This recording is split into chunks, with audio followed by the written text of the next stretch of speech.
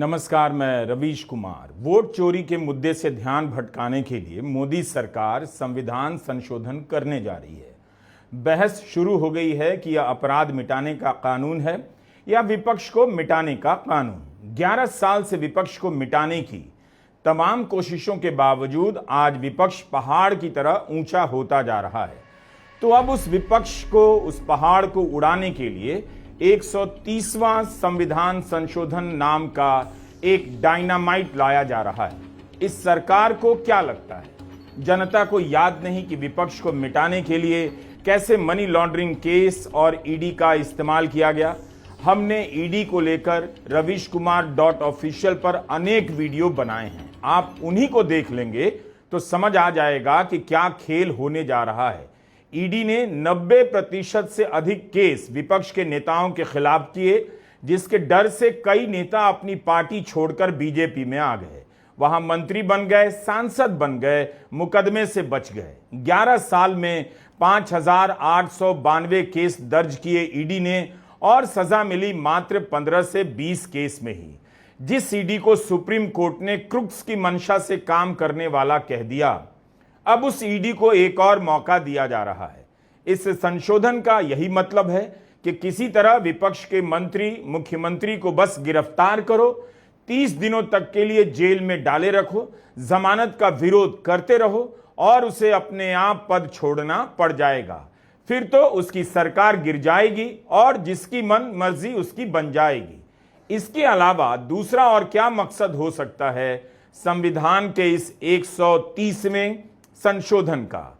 ED का हमने उदाहरण दिया, लेकिन इस संशोधन से तमाम जांच एजेंसियों का राजनीतिक इस्तेमाल और बढ़ सकता है।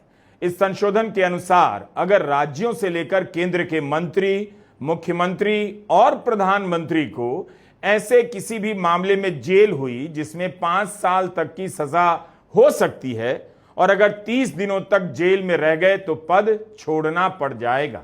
और मैं तो चाहता हूं कि ये नैतिकता के मूल्य बढ़े। हम ऐसे निर्लज्ज नहीं हो सकते कि हम पर आरोप लगे और हम संवैधानिक पद पर रहें। अमित शाह की इस बात को सुनकर सही में निर्लज्जता को लज्जा आ जाए। संवैधानिक पद पर बने रहने की बात छोड़िए, उन्हें बताना चाहिए कि मोदी सरकार के दौर में जब कभी आरोप लगे तो उनकी सरकार ने जांच की बात मानी क्या? किस मामले में जांच कराई गई? दिवंगत सत्यपाल मलिक ने भ्रष्टाचार के आरोप लगाए तो उन्हीं के खिलाफ मामला दर्ज कर दिया गया। मोदी सरकार के दौर में आरोपों के आधार पर विपक्ष के मंत्रियों, मुख्यमंत्रियों को जेल में डाला गया, पद छोड़ने के लिए मजबूर किया गया। अब वही सरकार नैतिकता का मूल्य भी बहाल करना चाहती है। कमाल है, 20 अगस्त को अमित शाह ने लोकसभा में 130वां संवैधानिक संशोधन पेश किया। उस समय विपक्ष के सांसदों ने पुरजोर विरोध किया, हंगामा हुआ और संशोधन की प्रतियां फाड़कर गृहमंत्री की तरफ उछाल दी गईं। विपक्ष ने इस बिल का विरोध किया है। हंगामे के बीच इस बिल को जेपीसी में भेज दिया गया। विपक्ष ने इस संविधान संशोधन का विरोध करते हुए कहा कि अगर यह पास हो गया तो विपक्ष के मुख्यमंत्रियों को हटाना आसान हो जाएगा। न्यायपालिका से पहले ही कार्यपालिका फैसला सुनाने लग जाएगी। ममता बनर्जी ने इसे काला दिन और काला बिल कहा है। असदुद्दीन ओवैसी ने कहा है कि इस बिल के जरिए मोदी सरकार लोकतंत्र को पुलिस राज में बदल देना चाहती है। This bill is squarely destructive of the basic structure of the Constitution. अध्यक्ष महोदय, भारत का संविधान का जो मूलभूत ढांचा है वो ये कहता है कि कानून का राज होना चाहिए। There should be rule of law. और उस रूल ऑफ लॉ, कानून के राज की बुनियाद है कि आप बेगुनाह हैं जब तक आपका गुनाह साबित नहीं किया जाता। You are innocent until proven guilty. This bill stands that fundamental maxim of jurisprudence on its head. यह कानून बेहद खतरनाक है। आरोप साबित होने से पहले किसी को दोषी कैसे मान सकते हैं? इस वक्त देश को इस कानून की जरूरत नहीं थी, बल्कि ऐसे कानून की जरूरत थी कि अगर कोई जांच एजेंसी किसी को फर्जी केस में फंसाती है, ठोस सबूतों के बिना महीनों जमानत का विरोध करती है, तो तो उसके मुखिया के खिलाफ कार्रवाई होनी चाहिए, होगी और जेल भेजा जाएगा। अगर मोदी सरकार ऐसा कुछ कानून बनाती तो उसे ऐतिहासिक कहा जा सकता था। दिल्ली के स्वास्थ्य मंत्री सत्येंद्र जैन को 18 महीने के लिए जेल में डाल दिया गया। उन्हें मंत्री पद छोड़ना पड़ा। 18 महीने के बाद जमानत मिली। अक्टूबर 2024 में ईडी के मामले में बेल मिलने के बाद रिहा हुए।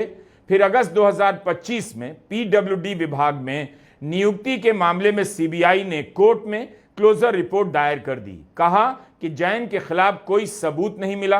अदालत ने भी स्वीकार कर लिया, किसी आपराधिक गतिविधि या सरकार को घाटे के प्रमाण नहीं मिले हैं, यह सीबीआई ने कहा। सवाल है कि 30 दिनों तक जेल में रहने के कारण मुख्यमंत्री को पद से हटा देंगे, लेकिन फर्जी केस में फंसाने वाले अधिकारियों का क्या करेंगे? और ऊंची कुर्सी पर बिठा देंगे, राज्यपाल बना देंगे, राज्यसभा भेज देंगे, सांसद बना देंगे, हीरे का हार पहना देंगे। यही कानून ले आते। ऐसे अधिकारियों को मोदी सरकार प्रोत्साहित करेगी, राज्यपाल बनाएगी, जो विपक्ष के नेताओं को फर्जी केसों में फंसाएंगे। दिल्ली के मुख्यमंत्री को जेल में डालकर इस्तीफा मांगने का खेल हुआ। गोदी चैनलों पर बैठकर बीजेपी के प्रवक्ता दिन रात इस्तीफा मांगा करते थे। उस समय संविधान के एक्सपर्ट का मीडिया में बयान छपता था कि केजरीवाल जेल से सरकार चला सकते हैं क्योंकि आरोप सिद्ध नहीं हुए हैं। बार बार उन्हें इस पद से हटाए जाने की याचिका दायर होती रही तो दिल्ली हाईकोर्ट की बेंच ने कह दिया, यही चलता रहा तो हम याचिका दायर करने वालों पर जुर्माना लगा देंगे। इस मामले में अदालत को बार बार याचिकाएं खारिज करनी पड़ी थी। केजरीवाल ने इस्तीफा भी नहीं दिया। खैर, केजरीवाल से अलग एक और उदाहरण है जिसकी बात नहीं हो रही, वह भी विपक्ष के मुख्यमंत्री का ही है। उन्होंने तो जेल से सरकार नहीं चलाई, जेल जाने से पहले इस्तीफा दे दिया। जनवरी 2024 में झारखंड के मुख्यमंत्री को इस्तीफा देना पड़ा क्योंकि ईडी गिरफ्तार करने जा रही थी, जिन्हें ऐन चुनाव के वक्त जेल में डाल दिया गया। 5 महीने तक हेमंत सोरेन को जमानत नहीं मिली। हाईकोर्ट ने जमानत देते हुए कहा, कोई ठोस मामला नहीं बनता है। यही बात सुप्रीम कोर्ट ने भी मानी। हेमंत सोरेन को जमीन कब्जा करने के आरोप में जेल में डाला गया।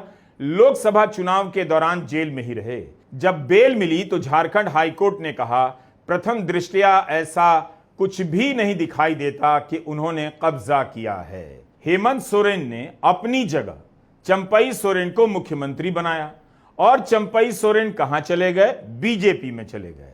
तो समझने वाली बात है कि मोदी सरकार विपक्ष के मुख्यमंत्री को उठाकर जेल में डाल देती है, मंत्री को जेल में डाल देती है और फिर इस्तीफा मांगने का खेल रचती है नैतिकता के आधार पर। लगता है अब मोदी सरकार इस खेल से बोर हो गई है। वह ऐसा कानून लाना चाहती है कि 30 दिनों तक जेल में रखते ही मंत्री मुख्यमंत्री की कुर्सी ऑटोमेटिक चली जाए और मोदी सरकार का इरादा पूरा हो जाए। एक मुख्यमंत्री को आप बिना ठोस सबूतों के उठाकर जेल में डाल देते हैं, उसके लिए माफी भी नहीं मांगते। अगर लोकतंत्र में यकीन होता तो ऐसा दोबारा ना हो, इसके लिए कानून लेकर आते। लेकिन कानून लाया जा रहा है कि ऐसा ही होता रहे, पहले से आसान हो जाए, 30 दिनों के भीतर सरकार तोड़ने का रिजल्ट आ जाए। मोदी सरकार जो कानून बनाने जा रही है वो इस लोकतंत्र के लिए बहुत खतरनाक है। इसे समझने के लिए कानून पढ़ने की जरूरत नहीं है। हमारा यह वीडियो देखिए, काफी कुछ याद आ जाएगा। गोदी मीडिया जिस तरह से ऐतिहासिक बताकर कूद रहा है, समझ लीजिए कि यह कानून ऐतिहासिक नहीं, दुस्साहसिक है। क्योंकि इस वक्त नेता प्रतिपक्ष बिहार की सड़कों पर आरोप लगा रहे हैं कि 2024 में वोट चोरी के जरिए बीजेपी की सरकार बनी और नरेंद्र मोदी प्रधानमंत्री बने। पूरे देश ने देखा कि इन आरोपों का जवाब चुनाव आयोग प्रेस कॉन्फ्रेंस में नहीं दे सका। जो चुनाव आयोग बीजेपी के सांसद से एक हलफनामा नहीं मांग सका, वो चुनाव आयोग नेता प्रतिपक्ष से खुलकर मांगता है। जब चुनाव आयोग ही निष्पक्षता की परवाह नहीं करता तो यह कौन सा संविधान संशोधन है जिसके जरिए देश की आंखों में धूल झोंका जा रहा है कि भ्रष्टाचार के मामले में 30 दिनों तक जेल में रहने पर प्रधानमंत्री को इस्तीफा देना पड़ेगा। इसी तरह पहलगाम में आतंकी हमला हुआ, सरकार सवालों से घिरी हुई थी, तभी एक बड़ी खबर आती है, जाति गणना का फैसला हो जाता है। उन दिनों भले यह हेडलाइन कुछ दिनों के लिए काम आ गई, लेकिन आज सबको पता है यह हेडलाइन कहां चली गई है। इसी तरह ऐतिहासिक बताने के नशे में महिला आरक्षण बिल लाकर पास किया गया और पता ही नहीं चला यह ऐतिहासिक कानून लागू कब से होगा। इस कानून के भविष्य का पता नहीं, मगर इसे ऐतिहासिक बता दिया। राहुल गांधी को शायद इसका एहसास है कि वोट चोरी के मुद्दे को अब जनता पकड़ने लगी है और सरकार के हाथों से दलीलें सरकने लगी हैं, इसलिए ऐसे कानून लाए जा रहे हैं। इलेक्शन कमीशन और बीजेपी के बीच में पार्टनरशिप चल रही है। ये मिलकर वोट चोरी कर रहे हैं। इस बात से आप सहमत हैं? बिहार इस बात से सहमत है? ये आपका अधिकार है, संविधान आपको ये देता है, इसके लिए आप लड़े हो, आप मेहनत करते हो, और ये नरेंद्र मोदी, अमित शाह और इलेक्शन कमिश्नर मिलकर आपसे छीन रहे हैं। और मैं, तेजस्वी और यहां जो बाकी नेता खड़े हैं, हम उनसे कहना चाहते हैं कि हम आपको बिहार का एक वोट नहीं चोरी करने देंगे, एक वोट नहीं चोरी करने देंगे। दरअसल प्रधानमंत्री पर वोट चोरी का आरोप लगा है, इसका जवाब नहीं दिया जा रहा है, चुनाव आयोग से भी नहीं दिया गया। तो इस संशोधन के जरिए प्रधानमंत्री को महान दिखाया जा रहा है कि उनकी सरकार ऐसा कानून लेकर आ रही है जिसमें प्रधानमंत्री भी किसी से ऊपर नहीं। वाह, उन्हें भी जेल होगी तो इस्तीफा देना होगा। यह कानून है या सस्ता लतीफा? कौन सी एजेंसी है, कौन सा अफसर है आपको इस देश में जो दिखाई देता है जो प्रधानमंत्री मोदी के खिलाफ जांच करेगा, उन्हें 30 दिनों के लिए जेल में डाल देगा? चुनाव आयोग से स्वायत्त संस्था क्या होगी इस देश में? उस तक से सांप्रदायिक भाषण देने के आरोप में सीधे प्रधानमंत्री मोदी से नहीं पूछा गया, हिम्मत नहीं हुई। आपके सामने यह नौटंकी की जा रही है कि कानून में प्रधानमंत्री को भी रखा गया है, उन्हें भी इस्तीफा देना पड़ेगा। जो चुनाव आयोग बीजेपी के एक सांसद से हलफनामा नहीं मांग सकता है, उस चुनाव आयोग ने ऐसा कौन सा उदाहरण आपके सामने पेश किया है जिससे लगे कि आयोग में इतनी हिम्मत है कि वह प्रधानमंत्री को भी नहीं छोड़ेगा? 2019 में चुनाव आयोग के एक पर्यवेक्षक ने प्रधानमंत्री मोदी के हेलीकॉप्टर की जांच कर दी तो उस अफसर को सस्पेंड कर दिया गया। बाद में वे प्रशासनिक ट्रिब्यूनल गए और केस जीतकर नौकरी कर रहे हैं। तो किसे मूर्ख बनाया जा रहा है कि प्रधानमंत्री को भी जेल में रहना होगा? आप इस वीडियो को आखिर तक देखते जाइए, बहुत कुछ तो नहीं, कुछ ही उदाहरणों से साफ हो जाएगा कैसे राजनीतिक इरादे से कानून बनाए जा रहे हैं और मूल सवालों से देश का ध्यान भटकाया जा रहा है। जो मोदी सरकार 2023 में कानून लेकर आई कि मुख्य चुनाव आयुक्त पर एफआईआर नहीं होगी, इस कानून को तब पेश करती है जब अगस्त 2023 में विपक्ष मणिपुर पर चर्चा की मांग कर रहा था, और इसे तब पास किया जाता है जब दिसंबर 2023 में ऐतिहासिक रूप से विपक्ष के 140 से अधिक सांसदों को निलंबित कर दिया जाता है। खाली सदन का लाभ उठाकर चुनाव आयुक्तों को एफआईआर या आपराधिक मामलों से बचाने का और क्या मकसद हो सकता है? क्या पहले से किसी को पता था आगे चलकर वोट चोरी के प्रमाण जनता को मिल जाएंगे, इसलिए अभी से इन सबको बचाने की तैयारी कर लेनी चाहिए? बताइए, चुनाव आयुक्तों को एफआईआर से बचाने वाली सरकार चाहती है। आप उस संशोधन को ऐतिहासिक मान लें कि प्रधानमंत्री को भी पद छोड़ना होगा अगर 5 साल तक की सजा वाले मामले में 30 दिनों तक लगातार जेल में रहेंगे। इतनी चिंता प्रधानमंत्री की? 11 साल से प्रधानमंत्री के पद पर हैं, मनमोहन सिंह पर भ्रष्टाचार के तमाम आरोप लगाकर प्रधानमंत्री बने, एक में साबित नहीं कर सके, और जब खुद पर वोट चोरी तक के आरोप लग गए तो कानून में प्रधानमंत्री का नाम जोड़कर तटस्थ निष्पक्ष के नाम पर पन्ना भरा जा रहा है। अगर मोदी सरकार की नीयत में जरा भी ईमानदारी होती तो इस तरह का कानून ही नहीं बनाती कि चुनाव आयुक्तों के खिलाफ एफआईआर नहीं हो सकती। और जब राहुल गांधी ने प्रमाण दे दिए हैं, वोटर लिस्ट का मामला गड़बड़ियों से लेकर धांधलियों तक का देश के सामने है, तो एफआईआर की यह सुरक्षा भी हटा देती, कहते कि हम आरोप से नहीं डरते, चूंकि चुनाव आयोग पर वोट चोरी के आरोप लगे हैं, ऐसा आरोप भारत के इतिहास में पहले नहीं लगा, तो जांच हो जाए, एफआईआर हो जाए। राहुल गांधी ने कहा भी कि उनकी सरकार आई तो तीनों आयुक्तों के खिलाफ एक्शन लिया जाएगा, लेकिन यहां तो पहले ही कानून बनाकर मोदी सरकार इन आयुक्तों को एक्शन से बचा चुकी है। गृहमंत्री अमित शाह ने 130वें संवैधानिक संशोधन का मसौदा लोकसभा में पेश किया। उन्हें सोहराबुद्दीन शेख, कौसर बी और तुलसी प्रजापति के फर्जी एनकाउंटर के केस में जेल भेजा गया था। केसी वेणुगोपाल ने आज इसकी याद दिला दी। फिर यह मामला स्पेशल कोर्ट में चला। जज लोया इस केस की सुनवाई पूरी कर चुके थे, तभी उनकी संदिग्ध स्थिति में मौत हो जाती है और तरह तरह के सवाल उठते हैं। सुप्रीम कोर्ट में तत्कालीन जस्टिस डी.वाई. चंद्रचूड़ की बेंच ने जज लोया की मौत की जांच से इनकार कर दिया कि कोई शक नहीं, मेडिकल कारणों से ही उनकी मृत्यु हुई है।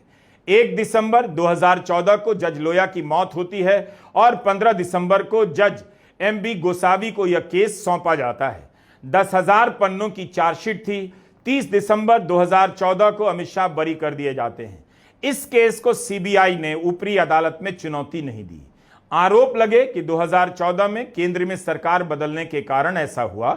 सीबीआई को चुनौती दी गई, लेकिन एजेंसी ने कोर्ट में चुनौती नहीं देने का बचाव किया। कहा यह सोच समझकर लिया गया निर्णय था, दबाव के कारण नहीं। इस बात को लेकर लोकसभा में कांग्रेस के केसी वेणुगोपाल और गृहमंत्री अमित शाह के बीच झड़प हो गई। अमित शाह ने कहा उन्होंने जेल जाने से पहले इस्तीफा दिया था। इस्तीफा तो हेमंत सोरेन ने भी दिया था।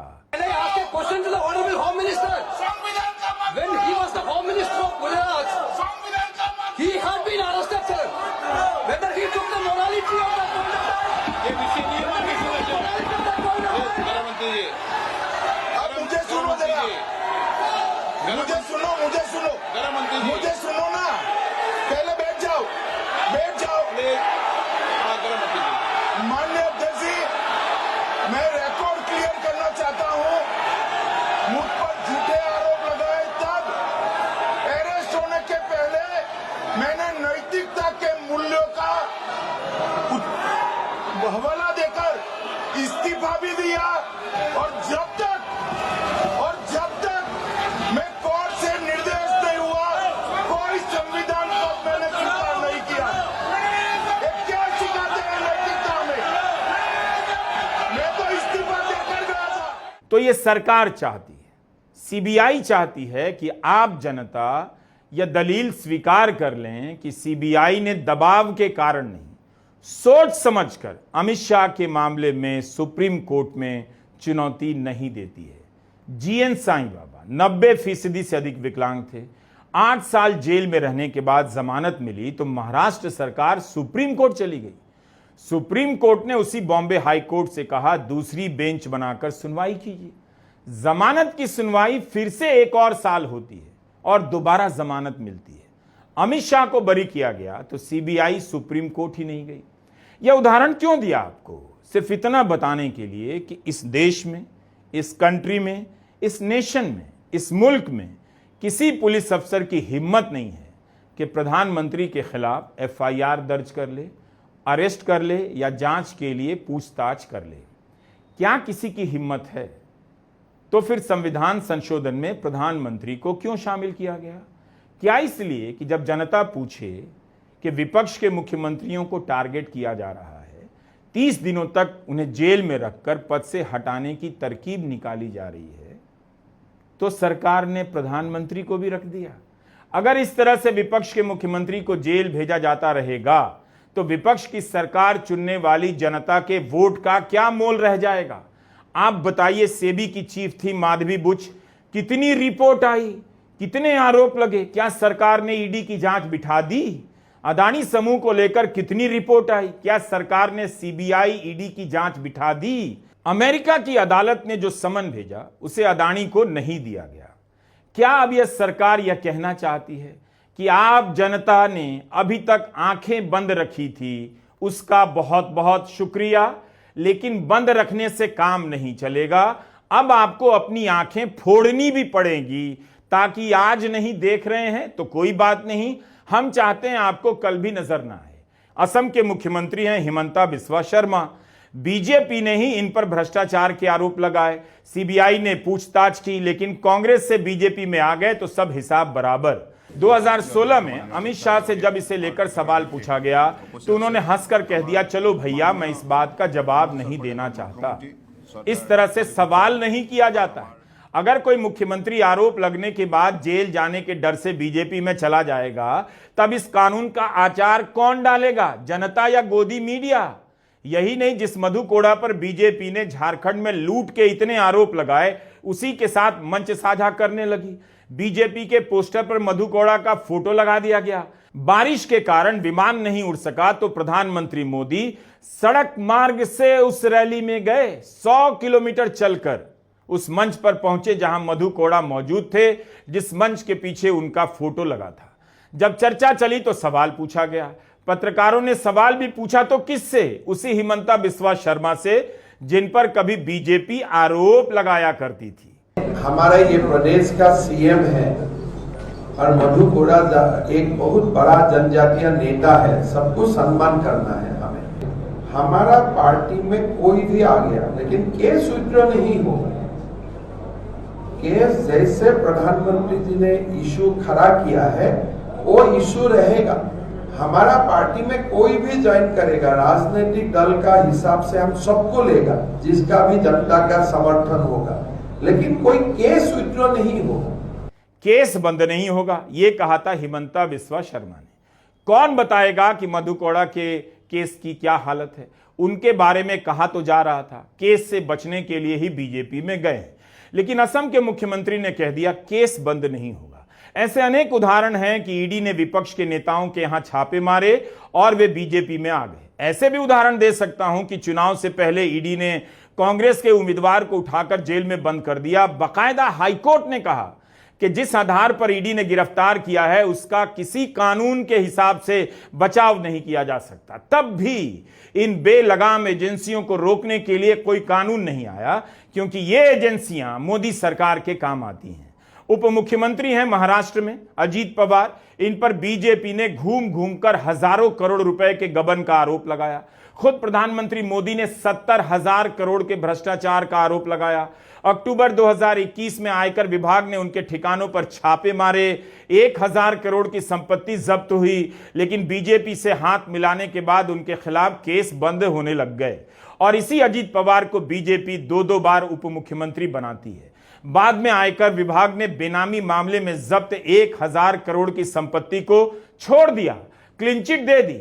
आप बस गूगल में सर्च कीजिए कैसे अजीत पवार के खिलाफ एक एक कर मामले बंद किए जा रहे हैं, मिल जाएगा। अगर मैं एनसीपी की बात करूं तो एनसीपी पर भी करीब करीब 70,000 करोड़ रुपए के घोटालों का आरोप है।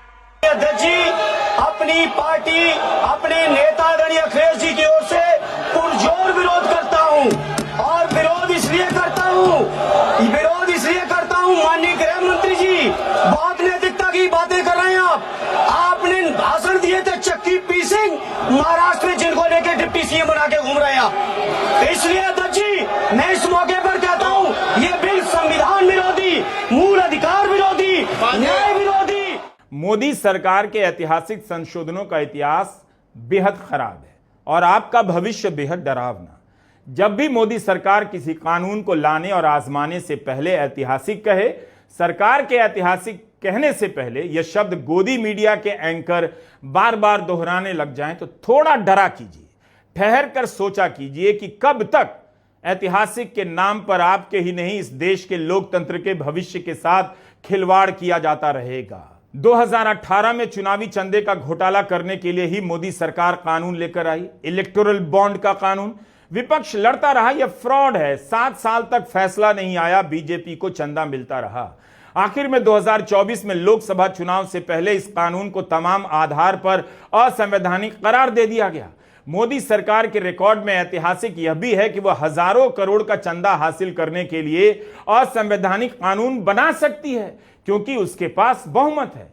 मोदी सरकार ने आईटी एक्ट के लिए नियम बनाए। इन नियमों के तहत सरकार को फर्जी जानकारी के नाम पर किसी खबर को दबाने का अधिकार मिल रहा था। इन नियमों को कुणाल कामरा ने बॉम्बे हाईकोर्ट में चुनौती दी, सुनवाई हुई और कोर्ट ने नियमों को असंवैधानिक बताया। बॉम्बे हाईकोर्ट के जस्टिस अतुल चंदुरकर ने अपने फैसले में कहा था, मैं यह मानता हूं कि आईटी एक्ट के ये संशोधन संविधान के अनुच्छेद 14 और 19 के खिलाफ हैं। विपक्ष का कहना है कि संविधान बदल देने का आरोप उसका यूं ही नहीं था। इन कानूनों के पीछे के मकसद भी संविधान को बदलने की दिशा में ही काम कर रहे हैं। बुलडोजर से कितने गरीब लोगों के घर गिरा दिए गए। किसी मुसलमान का नाम अपराध में आया नहीं कि बुलडोजर चला दिया गया। इस बुलडोजर की तारीफ मुख्यमंत्री योगी आदित्यनाथ तो करते ही थे, प्रधानमंत्री मोदी भी करने लगे, लेकिन सुप्रीम कोर्ट ने इस तरह के इस्तेमाल को असंवैधानिक करार दिया और इसके इस्तेमाल की पूरी प्रक्रिया बना दी, गाइडलाइन जारी की। जस्टिस BR गवई और जस्टिस KV विश्वनाथ की बेंच ने स्वतः संज्ञान लेकर यह फैसला किया था, वरना ना जाने कितने मुसलमानों के नाम किसी केस में डालकर उनके घर गिरा दिए जाते। इस बेंच ने बुलडोजर के इस्तेमाल को अमानवीय और असंवैधानिक कहा। जब आप इन उदाहरणों को सामने रखेंगे तो पता चलेगा मोदी सरकार जो कानून बनाने जा रही है वह कतई ऐतिहासिक नहीं है। जब विपक्ष ही नहीं रहेगा, उसके हाथ पांव सर सब काट दिए जाएंगे तो संविधान रहकर भी क्या कर लेगा। एक चुने हुए मुख्यमंत्री को 30 दिनों के लिए जेल में रखना कोई बड़ी बात नहीं है इस सरकार के लिए। मुख्यमंत्री छोड़िए, अगर यह कानून बन गया तो उनके मंत्रियों को टारगेट किया जाएगा, इस्तीफा देना पड़ेगा। सवाल है क्या नीतीश कुमार और चंद्रबाबू नायडू की पार्टी इसका समर्थन करेगी? खतरा तो उन पर भी आ सकता है, लेकिन उनके पास क्या विकल्प है? वे समर्थन तो करेंगे। अगर यह भरोसा ना होता तो सरकार यह संशोधन नहीं लाती, क्योंकि ईडी का खतरा तो अब भी है। इसकी तलवार से भले उनकी सरकार अभी ना गिरे, लेकिन जेल तो कभी भी भेजे जा सकते हैं। इसमें नया यह है कि अब विपक्ष के मुख्यमंत्री को कुर्सी से हटाना आसान हो जाएगा। बिहार की सड़कों पर जिस राहुल गांधी को आप देख रहे हैं, उनकी सदस्यता किस तरह के फालतू केस में गई, जरा याद कीजिए। विपक्ष को खत्म करने के लिए ये भ्रष्टाचार के मौके तलाश रहे हैं। भ्रष्टाचार नहीं, भाषण में एक चूक होती है तो सदस्यता रद्द कराने का समर्थकों का पूरा सिस्टम तैयार मिलता है। 2019 के चुनाव में प्रचार के दौरान राहुल गांधी के एक बयान को लेकर गुजरात में केस हुआ और फैसला आया 4 साल बाद मार्च 2023 में, लोकसभा चुनाव के 1 साल पहले। निचली अदालत राहुल गांधी को 2 साल की सजा सुना देती है। गुजरात हाईकोर्ट की मुहर लग जाती है और राहुल गांधी को अपना सरकारी आवास खाली करना पड़ता है। लेकिन सुप्रीम कोर्ट में पूरा केस ध्वस्त हो गया। अगस्त 2023 में सजा पर रोक लगाते हुए सुप्रीम कोर्ट के justice BR Gavai, justice PS Narasimha और जस्टिस संजय कुमार की खंडपीठ ने कहा कि निचली अदालत द्वारा सेक्शन 499 के तहत जुर्माना और अधिकतम 2 साल की सजा दी गई। सुप्रीम कोर्ट ने गुजरात की निचली अदालत के फैसले की कड़ी आलोचना की, हाईकोर्ट की भी की। सुप्रीम कोर्ट ने गुजरात हाईकोर्ट के फैसले पर कहा, इतना लंबा चौड़ा फैसला लिख दिया, लेकिन यही नहीं बताया कि राहुल गांधी को 2 साल की अधिकतम सजा क्यों दी गई। सुप्रीम कोर्ट ने ट्रायल जज की भी आलोचना की, कहा उनसे उम्मीद की जाती है कि वे कम से कम कारण तो बताएंगे। एक बयान के चलते राहुल गांधी लपेटे में आ गए और उनकी सदस्यता चली गई। इस तरह की साजिशें रची जा रही हैं। हिटलर के समय एक कानून आया जिसका नाम था मैलिशियस प्रैक्टिसेस एक्ट। इस कानून के तहत असहमति अपराध बना दिया गया। हंसी मजाक करने वाले, तंज करने वाले लोगों को जेल से लेकर कंसंट्रेशन कैंप में भेजा जाने लगा। यह कानून भी लोकतांत्रिक तरीके से लाया गया था, बाकायदा संसद में पास हुआ। पास कराने वाले सभी को जर्मनी की ही जनता ने चुना था। बाद में इस कानून की नकल में दूसरे देशों में भी कानून बने। दुनिया में लोकतंत्र को कानून के जरिए ही, संसद में बनाए गए कानूनों के जरिए ही खत्म किया जाता है। संसद के जरिए ही कानून बनाकर जनता के अधिकार कम किए जाते हैं। आप हर कानून को बिना सोचे समझे, हार समझकर गले में नहीं डाल सकते। जानना चाहिए, पूछना चाहिए। वोट चोरी का मुद्दा बहुत बड़ा है। जनता समझ रही है कि वोटर लिस्ट अब उसका अधिकार नहीं रहा, बल्कि किसी को सत्ता में बनाए रखने के लिए हथियार है। अब यह पकड़ में आ गया है तो नया हथियार निकाला जा रहा है। इम्तिहान राहुल गांधी का बिल्कुल नहीं है, इम्तिहान इस देश की जनता का है। क्या वह इस लोकतंत्र को इस तरह के कानून के नाम पर खत्म होता हुआ देखेगी? यह संशोधन ऐतिहासिक नहीं है। इस संशोधन की अग्निकुंड में लोकतंत्र का जो हवन हो रहा है, वो हवन ऐतिहासिक है। नमस्कार, मैं रवीश कुमार।